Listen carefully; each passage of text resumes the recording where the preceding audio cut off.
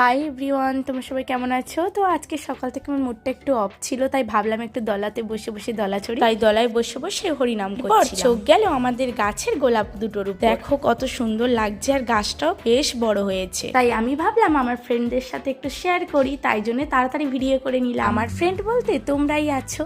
তো তারপরে এদিকে দেখো আমার স্টুডেন্টদের কাজ বাজগুলো একটু দেখো।